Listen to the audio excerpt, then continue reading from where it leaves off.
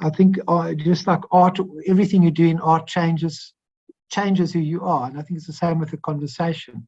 You're never the same after a good conversation as you were before. Do you agree?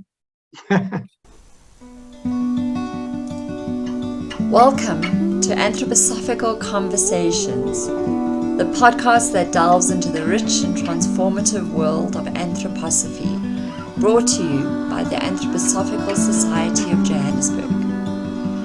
Together we will embark on a journey of exploration and discovery, delving into the profound teachings of Rudolf Steiner and the vibrant community of individuals who study and strive to live by his principles.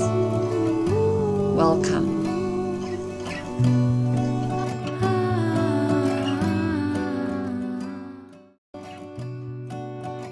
Welcome to Anthroposophical Conversations, the podcast that is going to delve into the rich and transformative world of anthroposophy. Jan Lampen got to spend some time with Cyril Coetzee in exploring the wonderful world of art.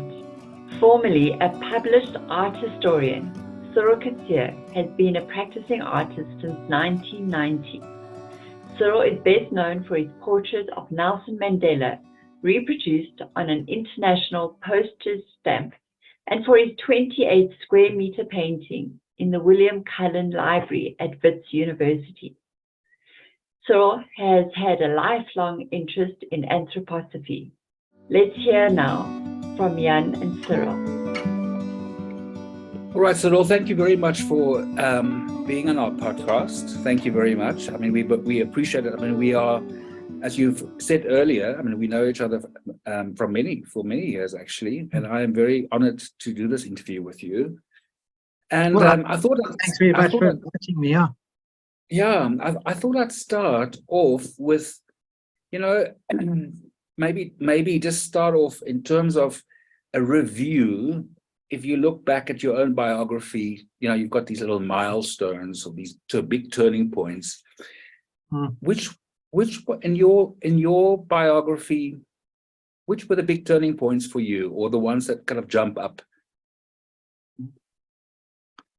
Well, I suppose if you mean with regard to the fact that I ended up spending my life focused on this issue of art and spirituality, I would have to, I'd have to go back to my matric year at school, when I had this impression, I think it must have been, in my matric year, that I decided I would like to try to professionally take up some sort of career in painting. I decided that. And for some reason, one sort of goes down various rabbit holes, because I think from my generation, and you'll probably relate to this, sensible parents would always tell certainly their sons, if not their daughters, that you better have something sensible to fall back on in addition to the venture that you were undertaking in art, because it's doomed to failure, that sort of thing. But I was fortunate in that my parents they didn't block me from studying art at university. And I sort of encountered the work of Rudolf Steiner when I was in my matric year. So you can say these two things happened around the same time.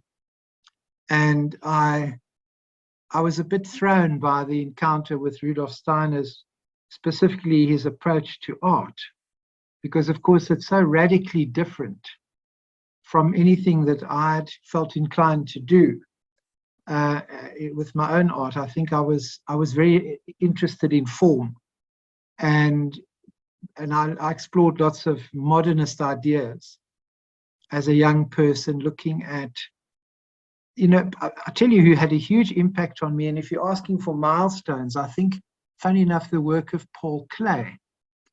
And it was not even so much, it was partly his work, which I really loved, but also his attitude to the creative process had a big impact on me about my matric year, because he had this idea that, he said something beautiful. He said, art does not reproduce the visible. It renders visible, or it makes visible. And this is like a key insight from that time in my life, where I realized that, there's this expressionist potential to reveal something rather than simply to copy something. But I went to an art school that was quite conservative. I went to art school at the Rhodes Art School, which at that time was a sort of defending a rearguard action, in the sense that they were still running the place very much like an old academy.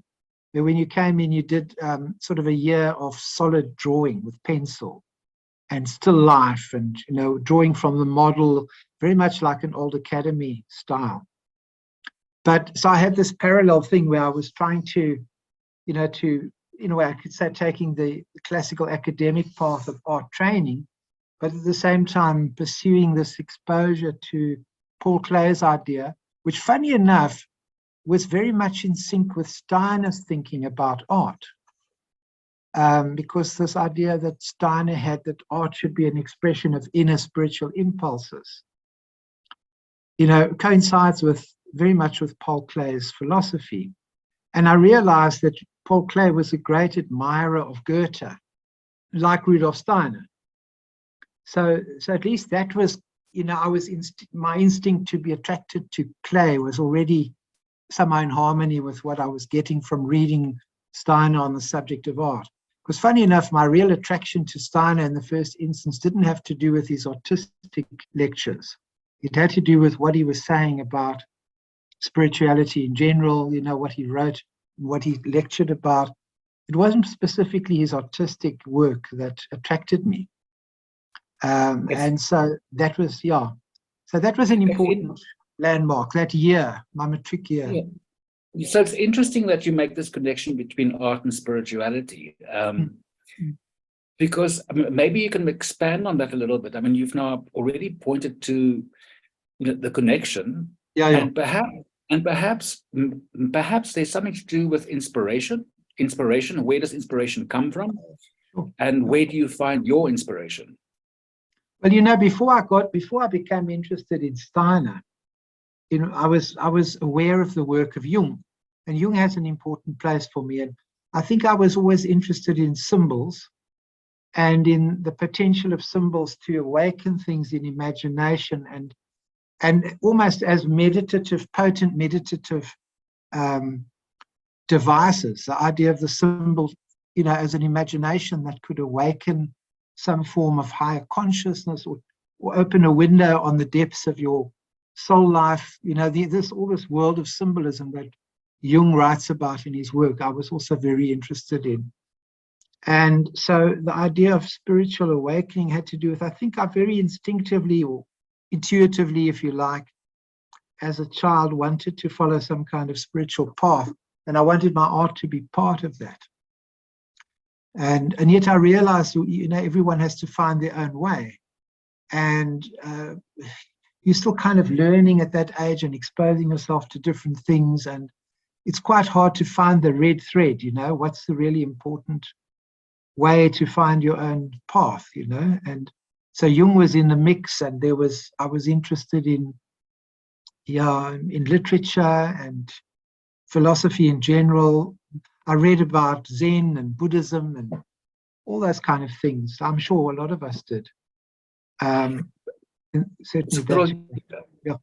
So you're not only a very renowned and established artist, you're also an art historian, a curator. Sure. And here's what is interesting. If there is a connection between spirituality and human development, I would imagine, and art as an expression of human consciousness, would you say that you could trace the way we think human consciousness through the kind of epochs, the eras, the kind of art development through the ages? What have you seen? Could you talk about that a little bit? Well, it's definitely, and that's one of the key ideas that Steiner, for instance, develops in his lectures on art history. That's the key idea. You've just put it in a nutshell. This idea that the history of art is a kind of trace of an evolution of consciousness. And you can see, if you look at the different epochs of artistic unfolding from Paleolithic to postmodern, you can see how you're seeing a kind of trace of how consciousness has evolved. And I mean, there are key points in that. I mean, I know one of the things that Steiner makes a great deal of is that art, painting, I'll just talk about painting as an example because it makes it manageable, although we could widen the discussion. But painting up to about the time of Giotto, in other words, the early Renaissance, was always primarily about color placed on a surface without any attempt to make it three-dimensional, not to make it an illusion of three-dimensional space.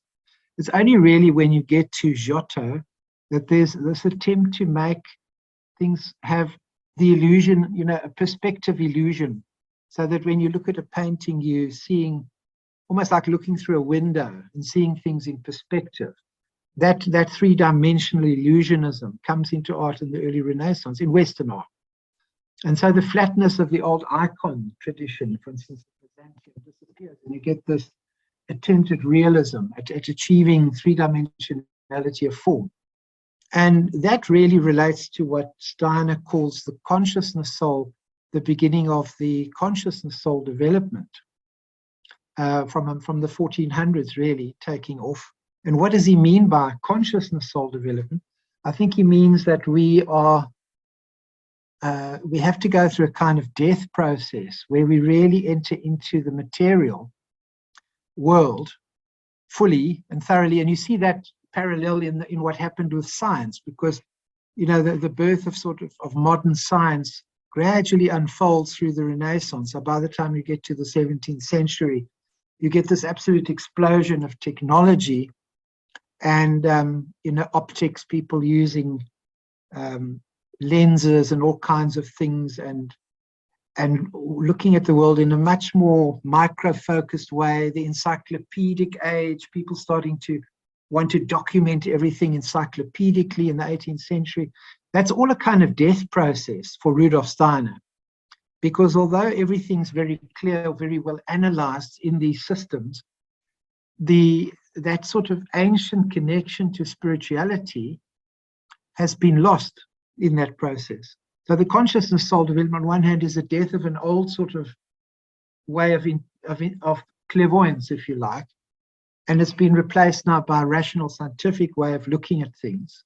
And it's a necessary thing to go through this eye of the needle of having to earth ourselves in the material world. But now with modernism, and you can see this from about 1900 onwards, painting again wants to break through this illusionism of the Renaissance, this realism, this perspective, and wants to become flat again. And you'll see that from the work of the Impressionists, how painting becomes floating color on a flat surface. It's not anymore about an illusion of depth or tactility, of solidity, but it's about living in the world of color on a flat surface, which is what painting used to be prior to the Renaissance. And it's almost like Steiner says, okay, this is the end of Kali Yuga, this is the birth of a new age of light. And you see that symptomatically in Impressionism. Impressionism is a kind of cultural symptom of the fact that we've entered into a new consciousness, a new age of light. And so there's just one example of how this transformation of consciousness is registered in the history of art, but there are many, many others. But that's, I think, important to me because I'm involved with painting, and so I choose it as an example. And where do you think we're heading to? I mean, if you look at postmodernism, if you look at kind of what do you see? I mean, what do you see if you curate a lot of shows? I mean, you're involved with teaching. What is your feeling in terms of how people access art, how they experience art, where we're going? Where are we going? It's quite it's a very difficult question. It's a very interesting one. But I think, if you look at the early modernists, because you're going to talk about postmodernism, you really need to understand first what modernism is with a capital M. And I think modernism was an approach to everything, and that includes science, art, and maybe you can also say philosophy in general, all aspects of culture. But let's focus on modernism in art and literature. It was really about trying to find what is essential and strip away the non-essential. What is the underlying essence? Or some people say it's a kind of analytical reductionism. You want to get through all the surface of things. You're not trying to reproduce somebody's every pimple, every little whisper of hair. You're trying to grasp the essence of the person. You're trying to cut through to the underlying reality below the surface. And you see that in notions of science as well. There's a belief that you can achieve absolute certainty if you can get to the underlying laws. And even in something like the socialist revolution of, the way Karl Marx wrote about changes in society, he really felt there was that it was a scientific attitude that he was writing in Das Kapital, that there would come a time when inevitably through class struggle, the capitalist world would collapse and be replaced by a kind of socialism. And he thought there was an underlying scientific basis to that. So like as with art, look at Mondrian, look at Kandinsky, look at all these great modernists, they're all looking for the underlying truth beyond appearances. And you can say Karl Marx too, he says, let's find the underlying thing, and it's about the liberation of the people will come about through this change in how societies are going to be structured, and they're not going to be based on greed anymore in the capitalist sense, but on a kind of redistribution of wealth, and there's scientific laws behind that. This is the claim. But it seems to me that when you shift to postmodernism, this whole narrative collapses because people no longer believe in the possibility of accessing truth. They believe that truth is relative, it's conditioned by circumstantial events, the way you see truth, not the way I see it, and there is no absolute truth. And this is the climate of postmodernism, where it's kind of absolute relativism. It's that sort of contradiction in terms, and so it's all about perspectives and placing things in a social context and never really looking for underlying truths. So writers, for instance, writing novels in the postmodern era, they don't have this omniscient narrator who knows the real story and who tells the reader the way it really happened. They'll present perspectives by different participants in the drama, and it's left to the reader to decide what it's really about, that kind of thing. So there's this, So the collapse of the sort of absolute narrative to be replaced by a relativistic one. Now, there's both a negative and a positive side to that, as I see it, because the positive side of it is that it's healthy to have to know a multitude of perspectives on anything, because we escape from naive dogmatism, and you have more of a skepticism about your own kind of position, which I think is a healthy thing. And on the other hand, if you look at the manifestos written by all the modernists, it was Dadaism and Surrealism and Constructivism and, goodness knows, Pointillism and Impressionism and Expressionism. And, it goes on all these isms. And every artist was writing a kind of manifesto of what they thought the absolute true art of the time should be. So it had that sort of search for the absolute. We passed that now. And what I think people are seeing is that all these positions have some validity. This is very healthy, I think. So today in art museums, you don't get one line, people say, well, what is the cutting edge of art today? Well, in truth, there's really no cutting edge, because we don't think in those avant-garde terms anymore, that that one group is somehow the most, enlightened or informed or the most penetrative to the truth. There's a feeling, you can pretty much work in any way you like. And this one's still doing abstraction, this one's still doing realism, this one's doing, performance art, this one's doing something else. And there's a place for everything. And I think that's the atmosphere of the postmodernist moment. But I think there's also a kind of despondency around that, because while it does all the things I've said it does, it liberates us, it makes us less dogmatic, it also leaves us with the fundamental yearning for certainty. that is unfulfilled. You sort of say, well, it's ultimately meaningless if everything is possible and everything is true. Truth becomes somehow meaningless. Well, what is even the point of talking about a quest for anything if you absolutize the relative, if you know what I mean? Yeah. So I think we look, yeah. I'm just, sorry to interrupt you, but I was just maybe kind of focus specifically or drill down on the idea of beauty. Yeah. The connection between beauty and a spiritual reality and a task. I don't know whether you have any thoughts around the idea of beauty, truth, and goodness. In terms of expressed in art, or in your life for that matter. Yeah, it's very how do you go about? It's a difficult thing, this issue of beauty, because obviously, there's the age-old cliche, which is always quoted: beauty is in the eye of the beholder. And that's kind of a postmodernist view, isn't it? Beauty is in the eye of the beholder. It's too subjective. It's too subjective. It expresses half a truth. But the other half of the truth is expressed by Picasso, of all people, where he said, he invented all these styles of painting. And then one day, when he had so many hundreds of people following him and copying cubism that he was doing, he had all these cubist acolytes.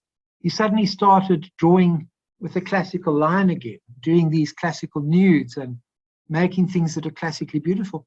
And these cubists all felt betrayed.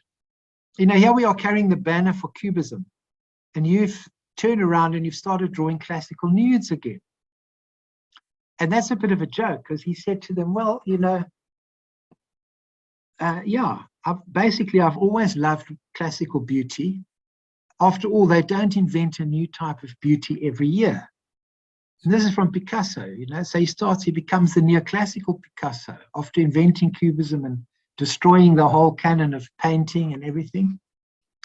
So there is a sense in which beauty is relative to the eye of the beholder. You sometimes see I teach painting, and I've learned to become very non-judgmental and embracing about whatever students bring into the class. And some of them will bring something which, when I was 23, I probably would have thought was the worst possible kind of kitsch in the world. And, but I look at this now with a different eye, and I think, I can see the merit of what they're doing.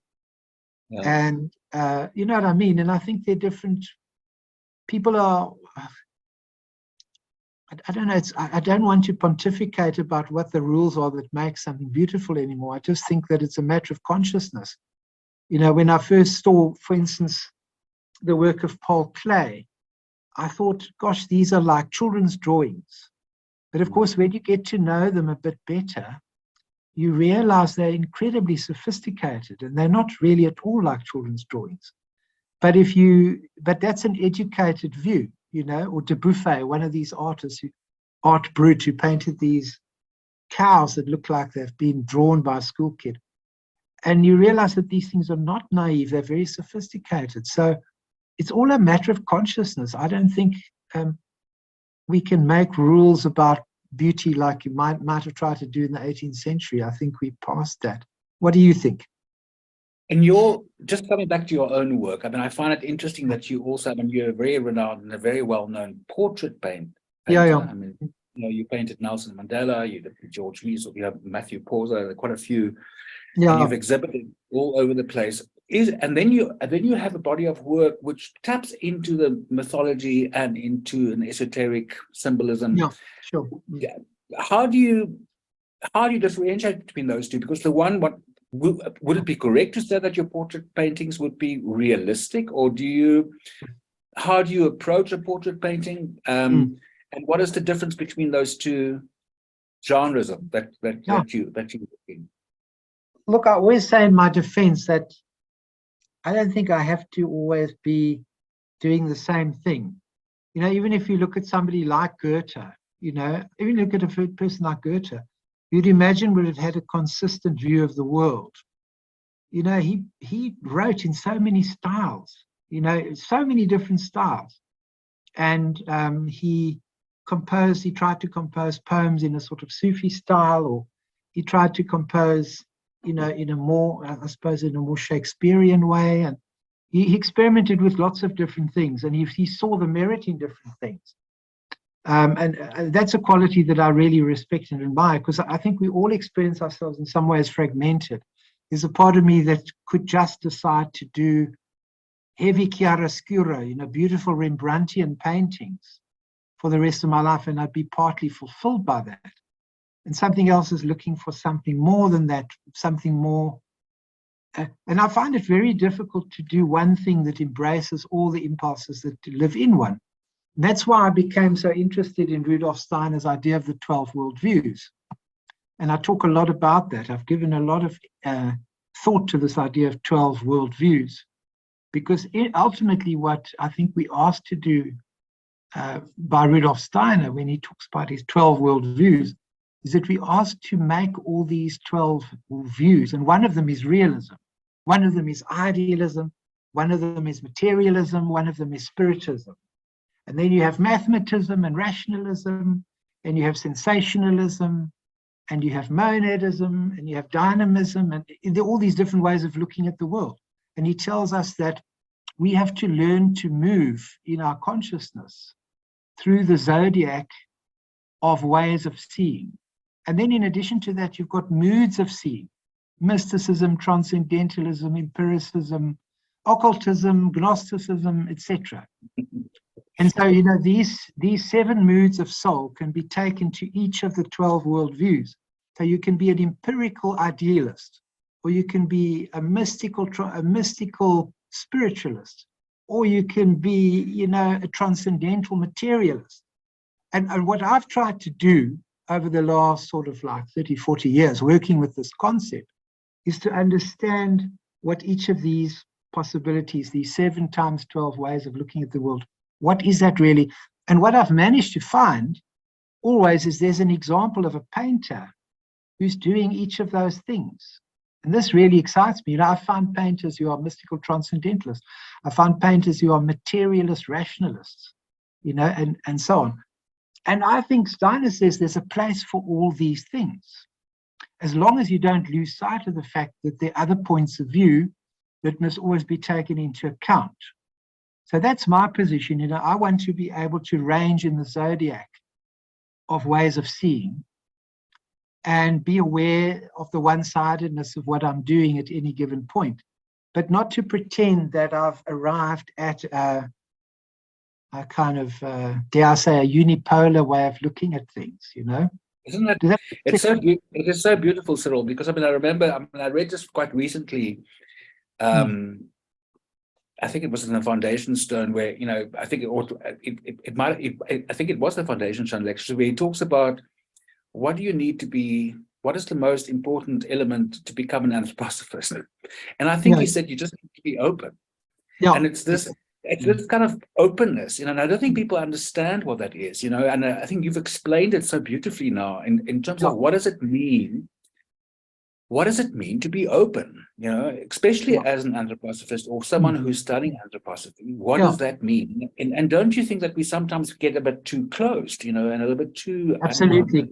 I mean, most people who call them anthroposophists are probably sort of, they probably place themselves somewhere in a sort of mystical occultism, or sort of like maybe idealist occultism, and then you think, well,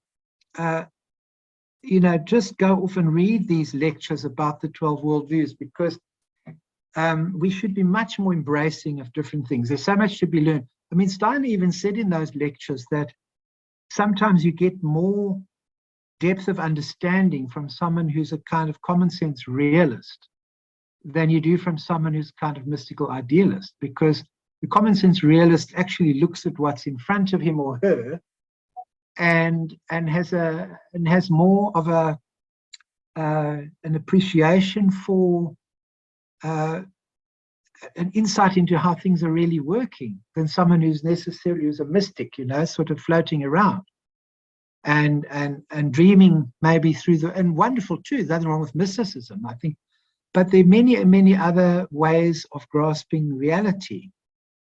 And so I always get a bit frustrated with so-called anthroposophical painting, because you'll go to Dornach and you'll see the so-called Dornach style, which, by the way, I really love. I love those paintings.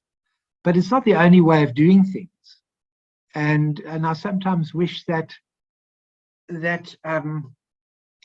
people who are artists and anthroposophists would allow themselves to be a bit more embracing of the zodiac. Let's put it that way. No, I get it. I think it's a wonderful. It's a wonderful. You're pointing to a wonderful series of lectures, because I think that is it can be very helpful. This idea of being open, this idea of embracing, and I think in terms of your own career, and I'll tell you why I'm asking this, because obviously there are some.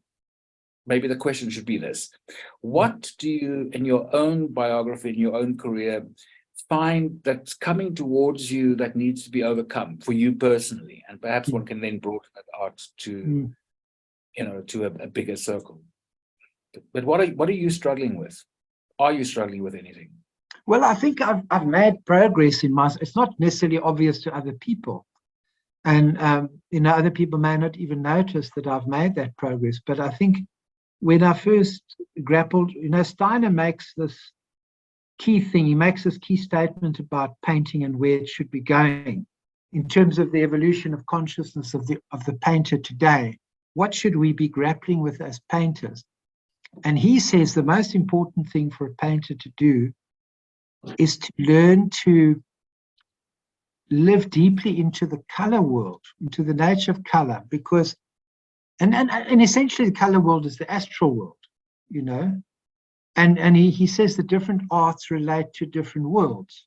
So, for instance, you'll say the architect is essentially working in the realm of projecting the laws of the physical body into three-dimensional space, and the art that architects do has got to do with this relationship of the laws that work in our physical body and the space around us and our orientation in space. We're working very much with the physical laws and the physical body. He says the sculptor works with the etheric body and projects them through the physical. And then he says the painter works with the astral and projects it through the etheric and the physical, and so on. And the musician then works more out of the ego, and it goes. So there's this whole kind of hierarchy of the arts related to the interpenetrating bodies. And so when he's trying to purify, to come to know what really is painting, what makes painting unique among other art forms. Because, people are confused about that today. I remember there was an exhibition at the Museum of Modern Art on drawing. And the curator doing the exhibition was asked the question, well, what criteria do you decide whether something really is a drawing or something else? And he just said, well, I've taken it that if it's done on paper, it's a drawing. Which, of course, is a hopelessly inadequate interpretation, because we all know that a drawing is something particular. It has to do with a certain kind of graphic emphasis, that it has to do with perhaps more with black and white and with line than it has to do with color. I mean, we know these things, but you're not allowed to say that anymore. You know what I mean? There's sort of very external criteria that they're now embracing, and it's kind of an arbitrariness to it. So Steiner, of course, is an essentialist. He doesn't go with those external things. He says there is some essential thing that makes a painting as opposed to being a drawing or a sculpture, or a piece of music for that matter. And what is the something? And the something is that the person who's expressing him or herself is working out of color. Color is the key thing that makes painting different from other art forms. I can see that, yeah. And yet a lot of painting isn't really concerned with color in that way at all. It can be very good, it can be very interesting, it can be brilliant. But it's not really what Steiner felt painting should be. Painting should be about color. And that if you can express anything you like, it can be a crucifixion, it can be peaches in a bowl, it can be completely abstract. Doesn't matter, but it must first and foremost be color on a flat surface to be painting. So just to come back to my... So now, when you ask me what my challenge has been, I've got a great interest in form. I love drawing, I love form. And for me, I think a lot in form. And it's very difficult because when you paint, as an anthroposophical painter, you're supposed to let go of that and in some sense learn to bring the form out of the color. So, you know, if I paint, it could be, I don't know, whatever, a forest, let's say, and I want to do it in the way that Steiner felt a cutting edge or like a progressive painting should be. I should really be living in the nature of these colors of the forest and allowing these colors like beings to live in me. The being of the greens must live in me in such a way that they almost out of themselves give rise to the form. It must seem as if the trees that I paint come out of the inner nature of the green. Not that I paint it, I draw it first with all the leaves and then I fill it in with green. Yeah. That you put color on afterwards. But the form itself must come out of, must be generated by the being of the color. And this is very difficult, especially for someone like me who loves form, because I've got to sacrifice that, enter into the green, and then rediscover the form. And this is painful. It's very difficult. But isn't Yeah. isn't that exactly what creation is, or what creating is actually? You know? Yeah, because the physical world comes out of this soul world, this astral world. And when we really want to paint in accordance with nature, we can't just copy nature. We've got to become generative in the same way that nature is. And because because the actual process of creating is the medicine. I mean, that is the expression of humanity. That's absolutely. I mean, but you know, Goethe made this wonderful statement that really, I think, inspired Rudolf Steiner's whole view of art. Goethe says art is a higher nature within nature. And that art takes over where nature leaves off, and that nature is able to fulfill its ultimate goal only through the consciousness of the human being, because the human being is able to realize the direction that nature is striving for by being fully human, that we continue the creative process. So our sort of free will as a creative being is the continuation of these inner spiritual impulses in nature. This is the essence of what Goethe was all about, and what inspired Steiner about Goethe was that the artist should really try to live so fully into the underlying laws and the being of nature that he or she can become a co-creator with nature and can work according to her laws. But wouldn't you say that is what makes, you don't have to be, I mean, as we are all artists in that way, that's exactly. The missing thing, that's the yearning perhaps. And I was going to ask you whether in your classes, when you give these classes, whether that's not the main pull of people who come to these classes is a kind of a real longing and desire to be creative and to create something. I mean, we might not have the tools, but that's the underlying kind of impulse that we might have become, and I'm talking now generally, philosophically, cut off from the possibility of seeing ourselves and understanding ourselves as creators, co-creators, or that muscle and soul food, you might want to say, it has dried up. And you know? Yeah, and I think now we're heading to this AI phase of our development where, you know, it's so easy to, I mean, on a computer now, you can type in, with a certain technology, you can type in, you know, paint me a Sacré-Cœur de Montmartre, a scene of Sacré-Cœur de Montmartre in the style of Modigliani. And 3 or 4 seconds later, you've got this image of Sacré-Cœur as if by Modigliani. Or you can change and say, no, do Van Gogh, and then it'll do Van Gogh, the same subject matter. I mean, it's frightening. We can't compete with that. But what we can do is something that no computer can do, and that is to transform something in the depths of ourselves through the creative process. And even if that's not initially visible to other people, it's a true thing. It's a true deed of inner transformation that counts for all the world. I mean, I know in his diary somewhere, Paul Klee wrote, he said, when I start out, I must in the beginning do things that a clever person could easily fake. But it doesn't matter. The point is the authenticity of what I'm doing in my own consciousness. And so that, I think, is the key for me, that art will always have a place. However clever the AI becomes, art in this traditional sense will always have a place, because it has to do with the cultivation of consciousness in a spiritual sense. And it'll always be a meditative reality. You know, that if you get into this meditative state everyone wants to be in, where in the creative process you're in tune with the universe. That's something very different from just pressing buttons and getting printouts of different things. You know, this is a soul transforming thing. And I think we'll always have that as long as we preserve the understanding that this is possible. Freedom is possible for the human being. And there's something that cannot be faked, you know. In each person is unique. And the sovereignty of the individual as a spiritual being is something I believe in very strongly. And I think it's seriously under attack. I want to come back to that just now, sure.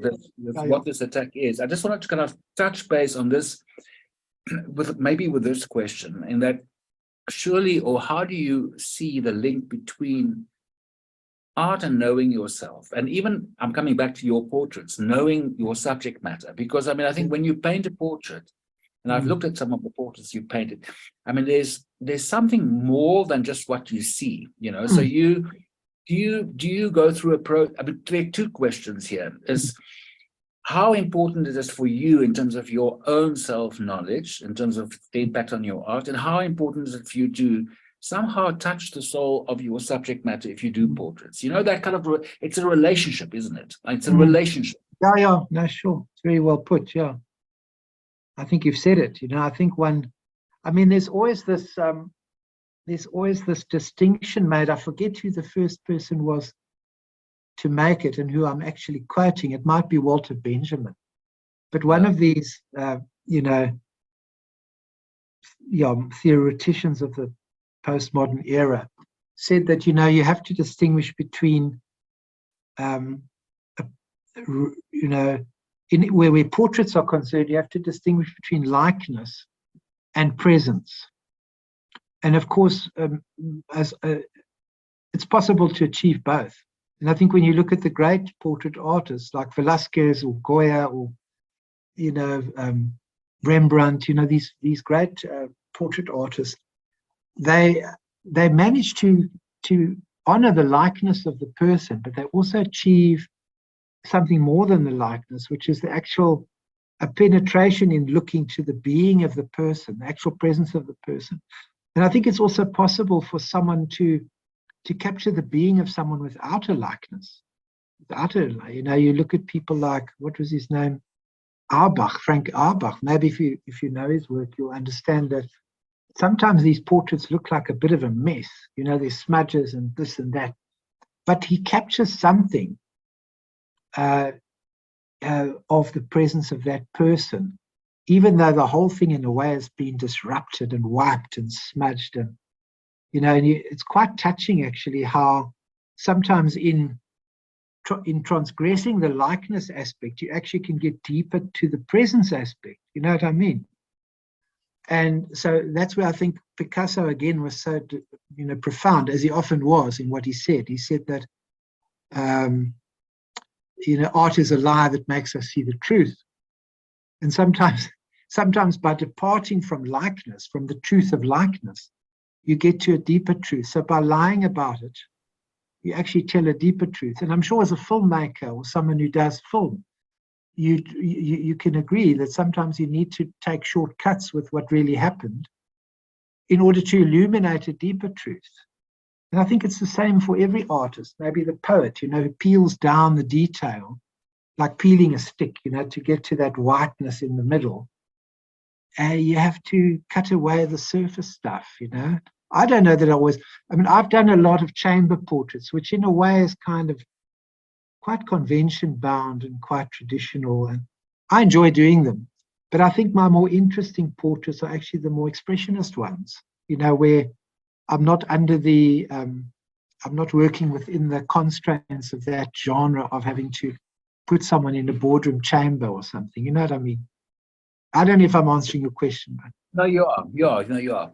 You were pointing to, or you were kind of indicating that, that we do have, that there is a threat. I mean, how do you, if you read society, if you read the despair, if you just read the mood, what are you seeing? I mean, what are you, in terms of art and in terms of anthroposophy? I mean, in terms of beingness, I mean, what is it that you see?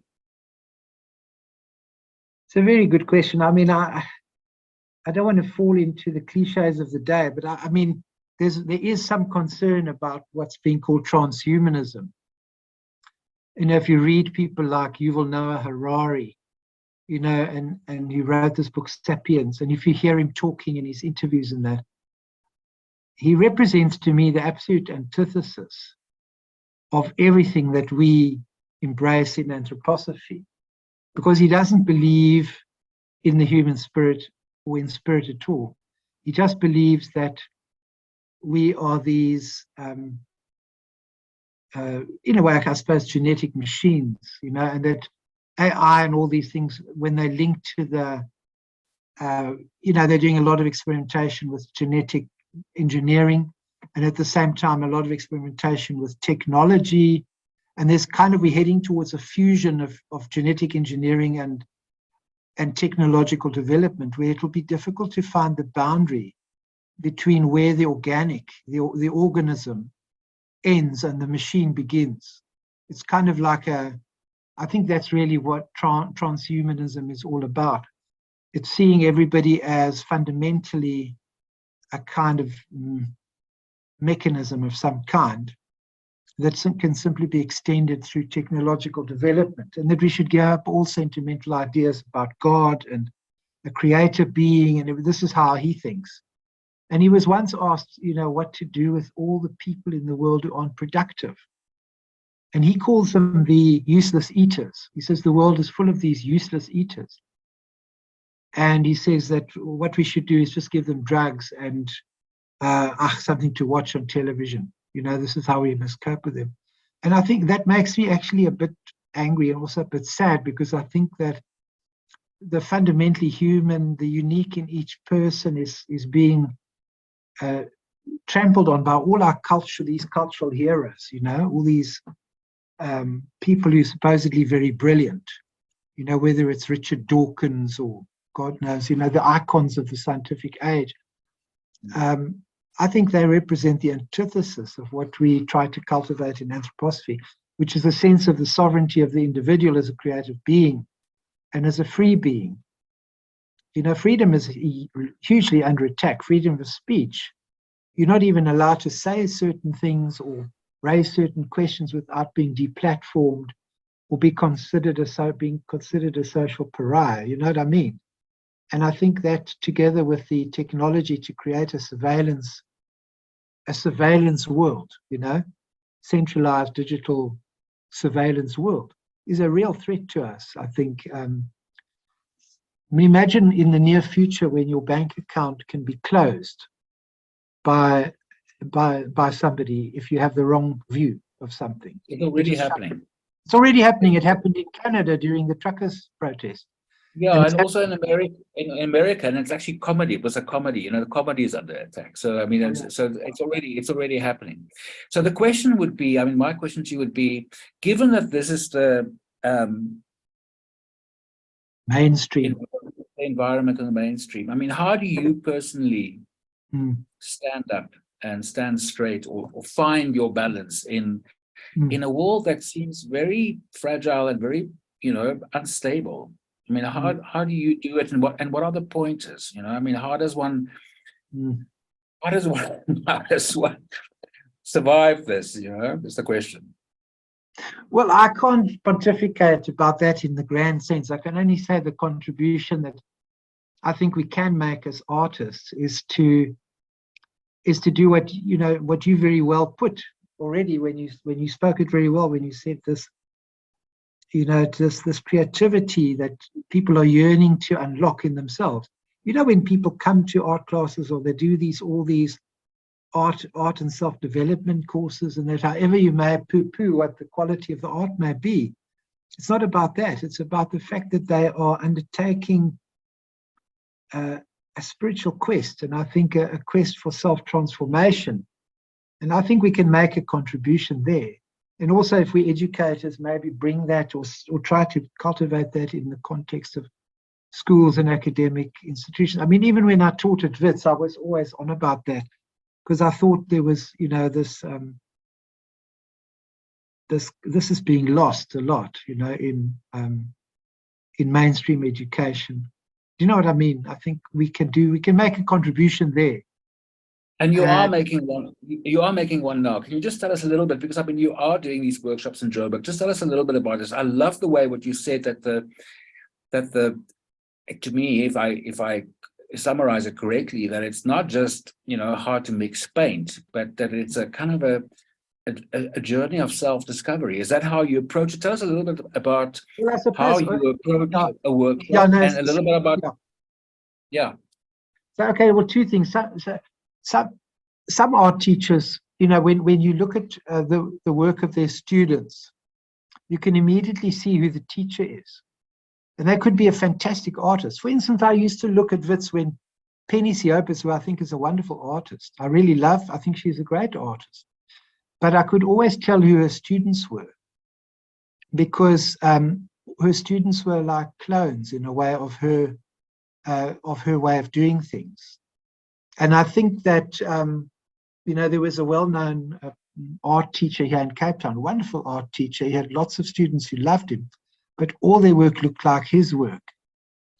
And what I tried to carry as a banner is the complete opposite of that, which is that I'd like someone to walk into my class and see what people are painting and say, well, they're all painting completely differently. And then I would consider myself to have achieved something.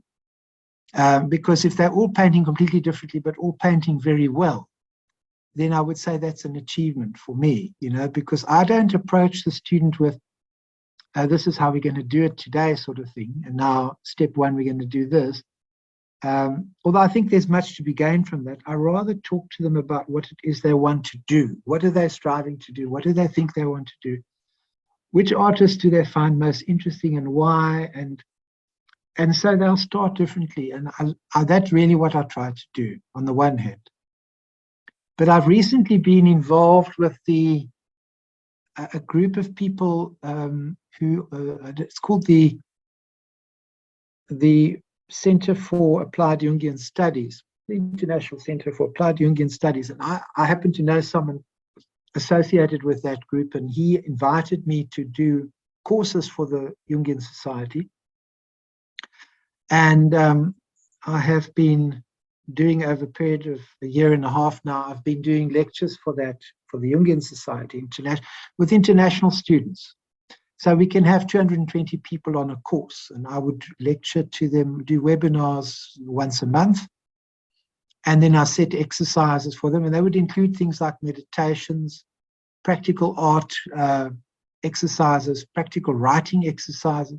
And sometimes they're not all painters. Some of them want to compose music, some of them want to write poetry.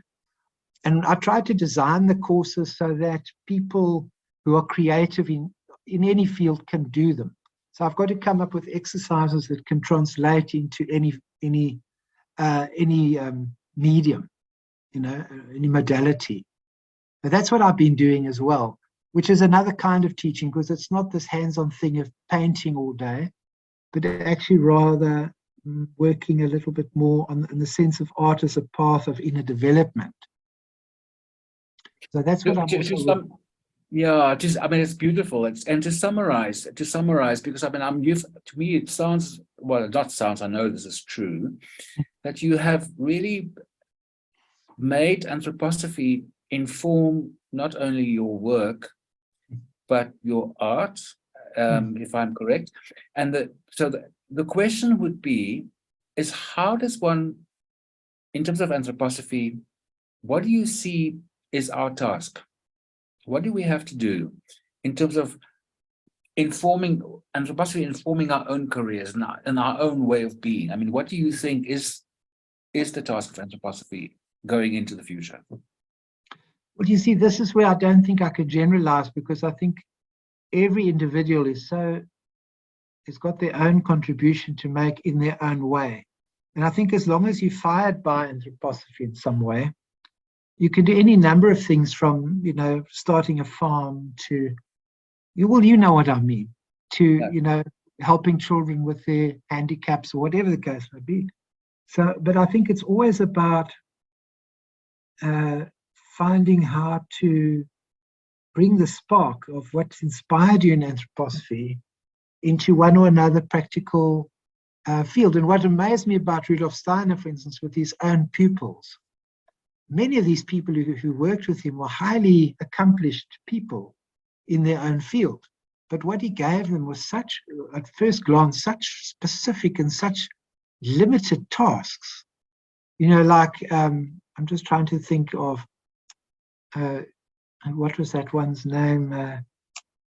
He was given the task, I can't think now.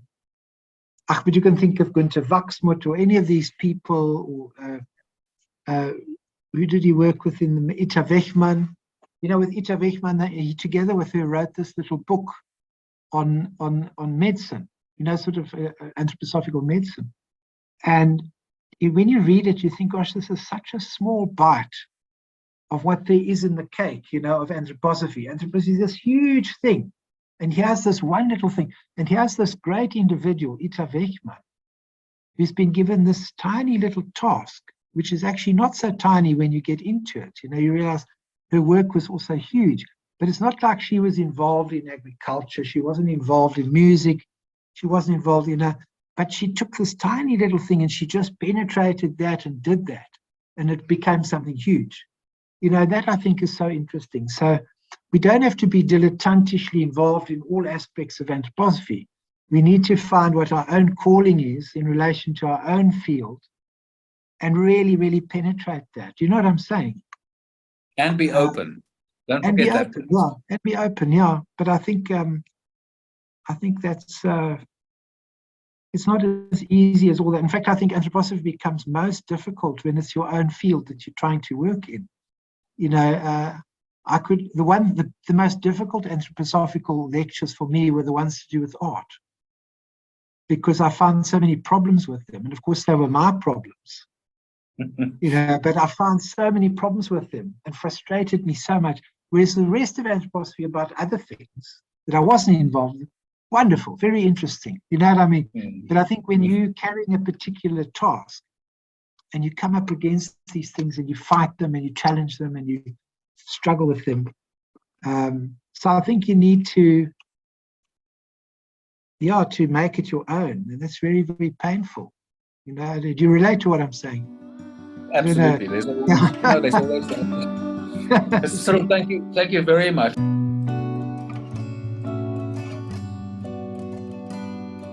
So you do a lot of work, as you said, in giving classes and lectures, and that. If people would like to get hold of you to know some more, how would they get hold of you? My email address is Cyril Coetzee artist, all as one word, at gmail.com. And my WhatsApp contact details are there. I think it's always good to just send me a WhatsApp. It's easier, but that's what I always say. Just get hold of me and say, by the way, I listened to this or I did that and I'm interested to know more. That's the easiest way.